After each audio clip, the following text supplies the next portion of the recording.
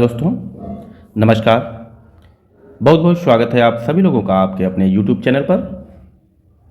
जैसा कि आप सभी जानते हैं कि हम लोग चैनल के माध्यम से बेहतरीन अभ्यास कर रहे हैं। उसी क्रम में आज हम लोग गणित के अगले प्रश्न पत्र का अगले प्रैक्टिस सेट का अभ्यास करेंगे। यह प्रश्न पत्र या जो प्रैक्टिस सेट है बहुत ही महत्वपूर्ण रहने वाला है, क्योंकि यहाँ पर बहुत महत्वपूर्ण प्रश्न हैं जो आपकी परीक्षाओं के लिए अति उपयोगी रहेंगे। तो आप लोग बहुत ही ध्यान से इसको समझने का प्रयास करेंगे, धैर्य बना के रखेंगे, कॉपी कलम आप लोग साथ लेकर बैठे, क्योंकि आपको यहाँ से जो चीज़ें मिलने वाली हैं आपके लिए बहुत इंपॉर्टेंट रहेंगी। तो आप लोग ध्यान रखिएगा, ठीक है। बहुत इंपॉर्टेंट है, आप देखेंगे प्रश्नों को। तो यहाँ आप लोग प्रश्न देख पा रहे हैं, जैसा कि पहला प्रश्न है, आपको मैं प्रश्न दिखा देता हूँ। दूसरा प्रश्न है पाइप और टंकी से है, तीसरा त्रिभुज से है। तो सभी प्रश्न इसी प्रकार के हैं, बहुत इंपॉर्टेंट प्रश्न है। तो आप लोग बहुत ही धैर्य से आप लोग इसको देखिएगा और समझने का प्रयास कीजिएगा। हम लोग शुरुआत करते हैं पहले प्रश्न। प्रश्न नंबर 1, 26 सेंटीमीटर त्रिज्या के वृत्त में वृत्त की जीवा केंद्र से 24 सेंटीमीटर की दूरी पर है, तो जीवा की लंबाई क्या होगी? क्या 20 सेंटीमीटर होगी, 28 सेंटीमीटर होगी, 12 सेंटीमीटर या फिर 10 सेंटीमीटर होगी? तो यहाँ पर कौन सा विकल्प सही हो जाएगा, A, B, C या D? तो हम लोग इसको किस प्रकार से करेंगे? तो सबसे पहले हम देखें कि कहाँ एक वृत्त की बात की है इन्होंने। तो अगर हम वृत्त को बना लें, ये हमारा वृत्त हो गया, ठीक है। अब कहा 26 सेंटीमीटर त्रिज्या, यानी कि जो इसका ये वृत्त है इसका केंद्र है। केंद्र से परिधि पर खींची गई रेखा को हम क्या कहते हैं? त्रिज्या, जिसे हम R कहते हैं, ठीक है, R। तो ये कितनी है? तो आप कहेंगे ये 26 सेंटीमीटर है। ध्यान दीजिएगा। उसके बाद कह रहे हैं वृत्त की जीवा केंद्र से 24 सेंटीमीटर की दूरी पर, यानी कि यहाँ से अगर हम ऐसे खींचें तो ये 24 सेंटीमीटर की दूरी तक खींची जाएगी। और जीवा क्या होती है? जीवा क्या होती है? तो आप देखेंगे ये जो मैं लाइन खींच रहा हूँ, ठीक है, ये जो मैंने लाइन खींची है इसको हम A मान लें और इसको B मान लें, ठीक है, पॉइंट। तो A पॉइंट से B पॉइंट तक खींची गई रेखा को हम जीवा कहते हैं। और ये कहीं भी इधर ऐसे भी खींची जा सकती है, ठीक है, कहीं पर भी परिधि के दो बिंदुओं पर मिलने वाली रेखा को हम जीवा कहते हैं। 24 सेंटीमीटर, यानी कि ये लाइन जो है ये 24 सेंटीमीटर में है। और हमें क्या बताना है? हमें बतानी है जीवा कितनी है। तो आप देख पा रहे हैं कि जीवा कौन सी है। तो आपको पता चल गया होगा कि जीवा जो है हमने ये वाली लाइन जीवा बनाई है, ठीक है। तो हमें इसकी दूरी बतानी है। अगर हम अब देखो यहाँ पाइथागोरस थ्योरम लग जाएगी। यहाँ ये O होगा, ये C मान लो, A B C O और ये बिंदु D। अगर हम ये लाइन निकाल लें, ठीक है, तो हमारी ये पूरी निकल आएगी। तो इसके लिए फॉर्मूला क्या होता है? जीवा के लिए क्या लगाते हैं हम लोग? यहाँ हम लिखेंगे जीवा बराबर जीवा, ठीक है। जीवा बराबर क्या लिखेंगे?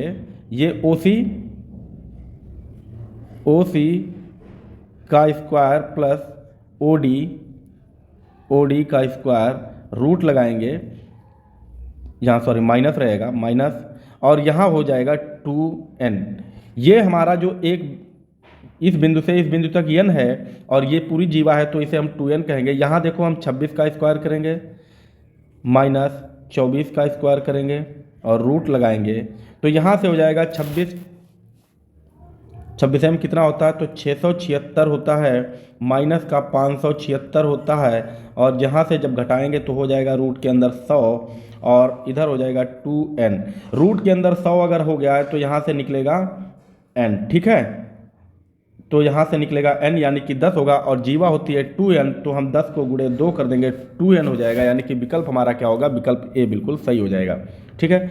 आपको कुछ नहीं करना है, इस लाइन को जैसे ये है इसका स्क्वायर करो, माइनस इसका स्क्वायर करो, रूट लगा दो, और जो रूट में निकल के आएगा उसको दोगुना कर दो, बस वही आपका आंसर हो जाएगा, ठीक है। चलते हैं हम लोग अगले प्रश्न पर। प्रश्न नंबर 2, नल A एक टंकी को 15 घंटे में भर सकता है, जबकि नल B उसी टंकी को 15 घंटे में खाली कर सकता है। दोनों नलों को एक साथ खोल देने पर टंकी कितने समय में भर जाएगी? क्या 23.5 घंटे में भरेगी, 22 घंटे में भरेगी, 22.5 घंटे में, या फिर 21.5 घंटे में? तो कौन सा यहाँ पर प्रश्न विकल्प सही होगा? तो जब भी आपको इस प्रकार का प्रश्न मिले, दो नल अगर काम कर रहे हो तो कैसे हम लोग करेंगे? यहाँ पर कहा है 15 घंटे और नीचे कहा है 45 घंटे। तो देखो क्या होगा, 15 गुणे 45 ऊपर करोगे, इसका फार्मूला रहेगा a इंटू बी। आप हमेशा यही कीजिए, a इंटू बी अपॉन में, अगर दोनों नल एक साथ भर रहे हैं तो a प्लस बी होगा, और अगर एक नल भर रहा है एक खाली कर रहा है तो क्या करेंगे? देखो a क्या कर रहा है, ये भर रहा है, और b क्या कर रहा है, ये खाली कर रहा है, और b बड़ा है, यानी कि ये 45 माइनस 15 करेंगे, जो बड़ा होगा उससे घटाएंगे। तो ऊपर क्या हो जाएगा, 45, 15 गुणे 45 बटे में 45 माइनस 15 हो जाएगा 30, 15 दूनी 30, और 45 बटे 2 का मतलब होता है 22.5, यानी कि आपका विकल्प जो है सी बिल्कुल सही हो जाएगा। ठीक है, अगर आप इसको इस तरीके से करना चाहें, फार्मूले से करना चाहें, तो फार्मूले से भी आप कर सकते हैं। देखो नल ए क्या कर रहा है, 1/15 काम कर रहा है, भर रहा है, और बी क्या कर रहा है, घटा रहा है, तो माइनस 1/45। ये तो आप जानते होंगे। इनका जब एलसीएम लेंगे तो क्या हो जाएगा, तो आप कहेंगे 45 हो जाएगा। 45 हो जाएगा, यहाँ से क्या करोगे, 15 तियाँ 45, तो 3 माइनस 1 आ गया कितना, 2/45। भाई बात तो वही बन गई। ठीक है, बात वही बन गई, तो विकल्प आपका सी सही हो जाएगा। प्रश्न नंबर 3, एक त्रिभुज के कोणों में 4:5:6 का अनुपात है, त्रिभुज के कोण क्या होंगे? तो हम मानते हैं कि त्रिभुज के कोण x होगा। ठीक है, x होगा, तो कौन से कोण कितने होंगे? तो एक 4x होगा, एक क्या होगा 5x होगा, और एक 6x होगा। अब क्या है, त्रिभुज के कोण, आप जानते हैं कि त्रिभुज के तीनों कोणों का योग कितना होता है, तो आप कहेंगे 180, यानी कि यही तीन कोण दिए, 4x 5x और 6x, तो 4x plus 5x plus 6x बराबर 180 होगा। ठीक है, यहाँ से हो जाएगा 15x बराबर 180 होगा, और x बराबर क्या होगा, 180 बटे 15 होगा, और यहाँ से कितना आएगा, 15 कम 15, 15 दूनी 30, यहाँ से आएगा 12। तो x बराबर अगर 12 आ गया है तो तीनों कोण क्या होंगे, x की वैल्यू देखो, यहाँ 4x है, 4 इंटू x है, तो इसको क्या करेंगे, x की जगह 12 लिखोगे तो हो जाएगा 48, एक हो जाएगा 48, तो ये दोनों विकल्प होंगे नहीं। ठीक है, दूसरा क्या है, 5x है, तो 5 गुणे 12, 12 पंचे 60 और 72, कौन सा विकल्प, 48, 60, 72, विकल्प ए बिल्कुल सही होगा। ठीक है, इस तरीके से इसको किया जाएगा। उम्मीद करता हूँ आप लोग बेहतर सीख रहे होंगे, समझ रहे होंगे। आप लोग धैर्य से रहिए और बहुत ध्यानपूर्वक इनको सीखिए। बहुत ज़्यादा प्रश्न आते हैं, आप लोग बेहतर तरीके से आप लोग यहाँ से सीख पाएंगे। हमारे साथ बने रहिए, आप लोग बेहतर तरीके से मैथ सीख जाएंगे। अगर आप लोगों को वीडियो अच्छे लग रहे हैं तो वीडियो प्लीज़ लाइक कर दीजिए, वीडियो को शेयर कर दीजिए, और चैनल आप लोग सब्सक्राइब कर लीजिए। देखते हैं हम लोग अगला प्रश्न। देखो प्रश्न नंबर 4, प्रश्न नंबर 4 में कहा है a प्लस बी का 30% बराबर a माइनस बी का 60% हो तो a अनुपात b का मान क्या होगा? क्या 5:2 होगा, क्या 2:3 होगा, 3:1, या फिर 3:4 होगा? क्या हो जाएगा इसका answer A B C D में? तो इसको हम लोग कैसे करेंगे, इन्होंने क्या कहा है, ब्रैकेट में a प्लस बी का, यानी कि का मतलब होता है गुणे कितना 30, और परसेंट का मतलब होता है बटे में 100। इतना आप कर लेते होंगे। यहाँ भी यही करेंगे, a माइनस बी का, यानी कि गुणे का मतलब गुणे कितना 60%, का मतलब 100। यहाँ देखो 100 नीचे यहाँ भी है और यहाँ भी, तो इसलिए ये कट जाएगा। ठीक है, ओके, ये कट जाएगा। तो यहाँ देखो 30, इसको जो मल्टीप्लाई करेंगे तो हो जाएगा 30a प्लस 30b हो जाएगा, इक्वल में क्या हो जाएगा 60a माइनस 60b हो जाएगा। अब a एक तरफ कर लेंगे, b एक तरफ, तो यहाँ a है 30a, और ये a इधर आएगा तो हो जाएगा माइनस, यानी कि माइनस का 60a, इधर क्या है माइनस का 60b, और ये b इधर आएगा तो ये माइनस हो जाएगा, यानी कि माइनस का 30b। अब इनको जोड़ेंगे तो यहाँ से बचेगा 30a, और इधर हो जाएगा 90b, माइनस माइनस कट जाएगा, बचा क्या a और b। a अनुपात b पूछा है, तो a का मान 30, b का मान 90, यानी कि 30/90, 30/90, यानी कि 3 कम 3, 3 तिया 9, 1/3, और विकल्प हमारा ये मिल जाएगा, विकल्प सी हो जाएगा 3/1। क्लियर है? क्या आप लोग इसे समझ पाए हैं? आप लोग एक बार इसको पुश करके सॉल्व कर लीजिए, उसके बाद देखिए सॉल्यूशन आपको समझ में आ जाएगा। देखते हैं हम लोग अगला प्रश्न। प्रश्न number 5, root 11 plus root 10 bracket के अंदर है, bracket root 11 minus root 10 plus 300 minus 3 का मान क्या होगा। यहाँ हमें बताना है कि इसका मान क्या होगा, क्या 318 होगा, 399 होगा, 297 या फिर 298 होगा। कौन सा इसका विकल्प सही हो जाएगा ABCD में। तो हम लोग क्या करेंगे, ये देखो ब्रैकेट के अंदर रूट 11 प्लस रूट 10 लिखा है, यहाँ ब्रैकेट के अंदर रूट 11 माइनस रूट 10 लिखा है। क्या हम जानते हैं, देखो हम लोग जानते हैं, यहाँ रूट गड़बड़ हो गया है, हम लोग जानते हैं कि A प्लस बी अगर लिखा है इस तरीके से A प्लस बी और A माइनस बी, तो आप जानते हैं इसको हम क्या लिख लेते हैं, A square minus B square. तो क्या हम इसको यही नहीं लिख सकते हैं, तो यहाँ से हम लिख सकते हैं क्या, रूट 11 का स्क्वायर माइनस रूट 10 का स्क्वायर। क्या ये नहीं लिख सकते हम लोग, बिल्कुल आप कहेंगे लिख सकते हैं, प्लस 300 और माइनस का 3, यानी कि जब हम 300 से माइनस 3 करेंगे तो हो जाएगा कितना, 297। अब यहाँ 11 का स्क्वायर, ये स्क्वायर जो है रूट को ख़त्म करेगा, ये रूट को ख़त्म करेगा, अंदर क्या बचेगा 11 माइनस 10 ब्रैकेट के अंदर, और यहाँ प्लस 300 से 3 जाएगा तो बचेगा 297, और यहाँ से निकलेगा 11 से 10 गया तो बचा 1 प्लस 297, और यहाँ हो जाएगा 298 298, यानी कि विकल्प हमारा जो होगा वो डी बिल्कुल सही हो जाएगा। क्या आप लोगों को समझ में आया? ओके, बेहतर, बहुत ही बेहतर प्रश्न है, आप लोग इनको समझते रहिए, आपको परीक्षाओं में ये मिल जाएंगे और आप आसानी से इनको हल कर सकते हैं।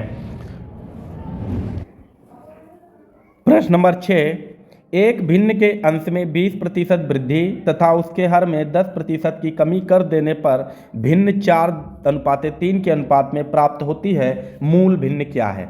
तो हमें ये हल करना है, मूल भिन्न निकालनी है। क्या 3:4 होगा, 2:3 होगा, 1:1 होगा, या फिर 1:5 होगा। तो देखो जब भी आपसे भिन्न की बात करें तो इसको हम क्या करते हैं, x/y के फॉर्म में भिन्न होती है। बात समझ रहे हैं? क्या कहा, अंश और हर की बात की, अंश ऊपर होता है और हर नीचे होता है, ये आप सभी जानते हैं। बात कर रहा है प्रतिशत की, तो भिन्न क्या होगी, माना कि उसका अंश जो है वो 100% होगा और हर भी कितना होगा, वो भी 100 होगा, प्रतिशत मान लेते हैं हम लोग। फिर कहा है कि 20% वृद्धि, यानी कि इसमें 20 जुड़ा होगा, और यहाँ कहा है 10% कमी, किसमें, हर में, यानी कि हर से 10 घटा होगा, और तब क्या बन गया होगा, 4:3, यानी कि बराबर ये 4/3 हो गया होगा। इतना आप लोग समझ पाए हैं। अब देखो ऊपर क्या हो गया, 100 प्लस 20 क्या हो जाएगा, 120/90 हो जाएगा, बराबर में 4:3। ये 3 इधर आएगा गुणे में और 4 नीचे आएगा, ठीक है। तो क्या हो जाएगा, नया रूप क्या होगा, 120 गुणे 3/90 गुणे 4 हो जाएगा। क्या हो जाएगा, 90 गुणे 4। अब यहाँ से देखो भाग करोगे तो 4 3 12 यानी कि 30, और 3 से 90 को भाग करोगे तो हो जाएगा 30।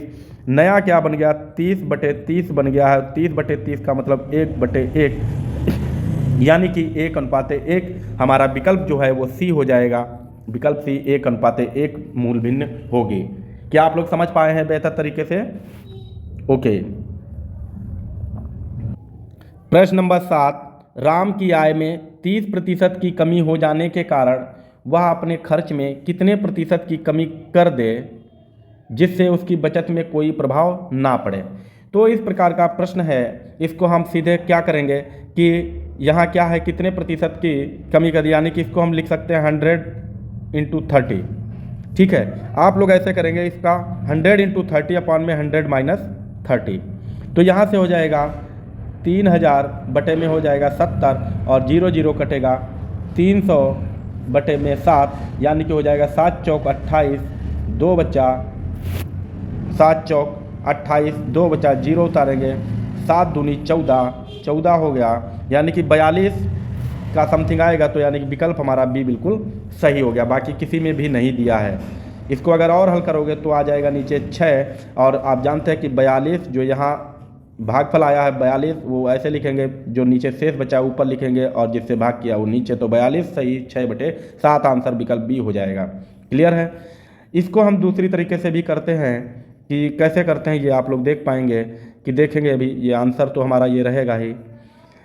इसके लिए होता है x + y ± x y upon में 100 होता है। तो क्या हुआ कि 30% की कमी हो गई, ठीक है। तो ये हो जाएगा 30 माइनस का कितने प्रतिशत की कमी कर दे वो, तो -30% की कमी कर दे तो ये बराबर रहेगा, और यहाँ हो जाएगा माइनस माइनस प्लस हो जाएगा, ये हो जाएगा 30x प्लस का बटे में हो जाएगा 100।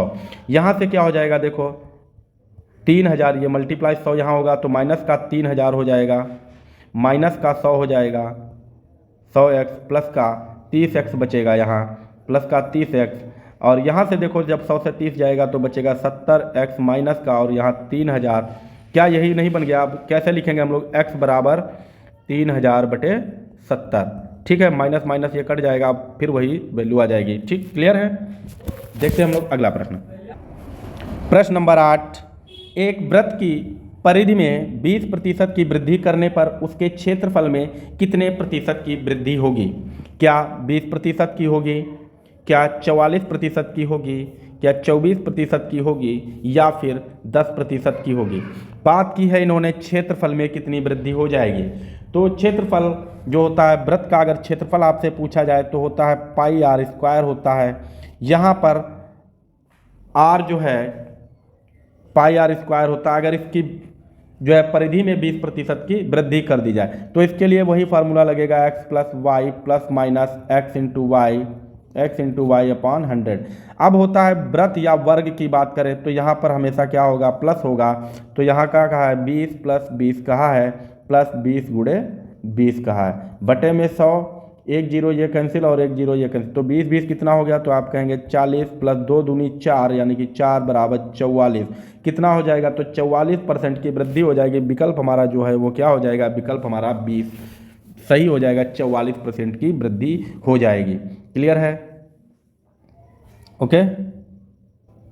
प्रश्न नंबर 9, रोहित किसी काम को 12 दिनों में तथा मुकेश उसी काम को 24 दिनों में कर सकता है, तो दोनों मिलकर उस काम को कितने दिनों में समाप्त करेंगे?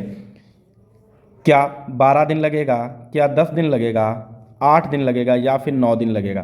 कहा है कि जो रोहित है वो कितने दिनों में काम कर सकता है? 12 दिनों में। उसी काम को मुकेश वो कितने दिनों में करेगा? 24। अगर यही दोनों मिलकर एक काम को करेंगे तो कितना समय लगेगा? तो दोनों मिलकर, यानी कि ए रोहित को 1 मान लो, मुकेश को B, तो A प्लस B कितना समय लगेगा?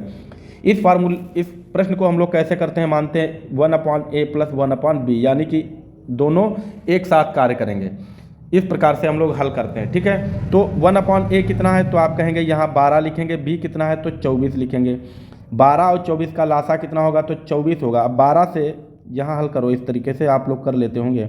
12 से 24 को भाग करोगे कितना आएगा? तो 2 आएगा, तो 2, ठीक है। और 24 से कम 24, तो प्लस का 1, यानी कि ऊपर क्या बन गया? तो आप कहेंगे 3/24, और 3/24 यानी कि 3 1 कम 3 और 3 8 24, यानी कि कितना आ गया? तो 8 दिन आ गया। विकल्प सी बिल्कुल सही होगा, ठीक है। उम्मीद करता हूँ आपने इसे बेहतर तरीके से समझा होगा। चलिए हम लोग इसका दूसरा शॉर्ट ट्रिक एकदम बिल्कुल देख लेते हैं। सेकेंडों भी नहीं लगेगा इसमें, हल कर लेंगे आप लोग। जब भी 2 लोग कार्य कर रहे हों और दोनों एक साथ कार्य करें तो क्या करना है? इसके लिए फॉर्मूला है A into B upon A plus B, जैसा कि अभी हमने पाइप और टंकी वाले में किया था। A इंटू बी यानी कि 12 गुणे 24, बटे में क्या? A प्लस बी यानी कि 12 प्लस 24, ठीक है। 12 गुणे 24 बटे में कितना? तो आप कहेंगे 36 हो जाएगा। 12 1 कम 12, 12 3 36, 3 8 24, यानी कि सीधा 8 निकल आया है। विकल्प सी हमारा हो जाएगा। क्लियर है? आपको उम्मीद करता हूँ ये बेहतर ट्रिक समझ में आई होगी। ओके, बहुत ही बेहतर ट्रिक है। जब 2 लोग एक साथ कार्य कर रहे हों तो ये आपकी ट्रिक कार्य आ जाएगी, ठीक है। प्रश्न नंबर 10 आज का अंतिम प्रश्न है। 36 सेंटीमीटर भुजा वाले किसी घन में से 4 सेंटीमीटर भुजा वाले कुल कितने घन काटे जा सकते हैं? घन आप जानते होंगे किस प्रकार से होता है। तो घन जो है वो इस तरीके का होता है, आप लोग जानते होंगे, ठीक है। अब यहाँ इन्होंने क्या कहा है ये हम लोग देखेंगे कि यहाँ इन्होंने क्या कहा है, ठीक है। अब हम लोग मानते हैं ये एक सतह है, वो 36 सेंटीमीटर, तो ये भी 36 होगी और ये भी 36 होगी, यानी कि L into B into H. लंबाई, चौड़ाई और ऊंचाई क्या होगी? सभी कितनी होगी? 36 गुणे 36 गुणे 36 होगी। बटे क्या करना है, कितने सेंटीमीटर के भुज काटने हैं, तो 4 सेंटीमीटर, तो 4 लंबाई काटना है, 4 ऊंचाई काटना है और 4 चौड़ाई काटना है। ठीक है, लंबाई, चौड़ाई और ऊंचाई।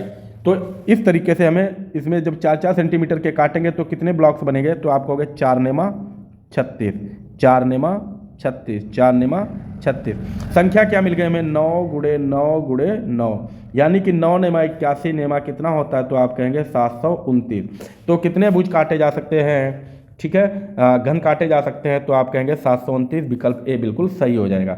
जब भी आपसे ऐसा कहा जाए कि त्रिभुज जो है घनों की बात की जाए, तो आप क्या लिखेंगे, जो भुजा है उसको लिखेंगे, बटे में कितने सेंटीमीटर में काटना है, तो 4 सेंटीमीटर में, 9 चौक 36, और इसका क्या करना है, घन की बात की है तो आप घन लगा देंगे, तो यानी कि 9 गुणे 9 गुणे 9 करेंगे तो आ जाएगा विकल्प आपका ए बिल्कुल सही हो गया।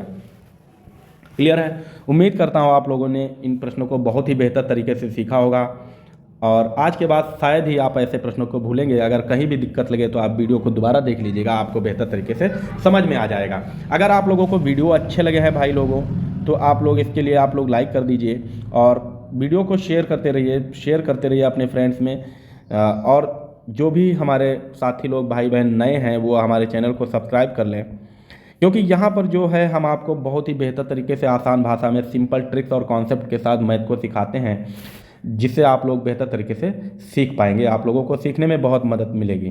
क्लियर है, साथ ही साथ हम यहाँ पर जैसे क्लासेस की बात करें तो आपका मैथ जो चल रहा है, मैथ के साथ साथ हम हिंदी की वीडियोस भी अपलोड करते हैं। यहाँ पे हिंदी भी आपको बेहतर तरीके से व्याख्यात्मक रूप से पढ़ाई जाती है, और साथ ही साथ जैसे ही आप लोग बेहतर नंबर आप स्टूडेंट हो जाएंगे तो हम यहाँ पर एक जीएस की सीरीज़ लेकर आएंगे, जो बहुत ही मोस्ट इंपॉर्टेंट जीएस की सीरीज़ होगी, जो कि आपकी सभी वनडे एग्ज़ाम के लिए काफ़ी हद तक बेहतर काम करेगी, सिद्ध रहेंगे। आपको यहाँ से प्रश्न फंसेंगे और निश्चित ही आपको सफलता मिलेगी। तो आज के लिए इतना रखते हैं। Thanks for watching, take care, bye bye. अपना ख्याल रखें और घर पर आप लोग मेहनत करते रहें, बहुत ही बेहतर तरीके से तैयारी करते रहें, क्योंकि जब तक आप अभ्यास नहीं करेंगे गणित आपको आसान नहीं लगेगा। तो आप लोग घर पर अभ्यास करते रहिए, हमारे वीडियो से आप लोग इसका लाभ लेते रहिए। Okay, take care, bye bye, thanks for watching video.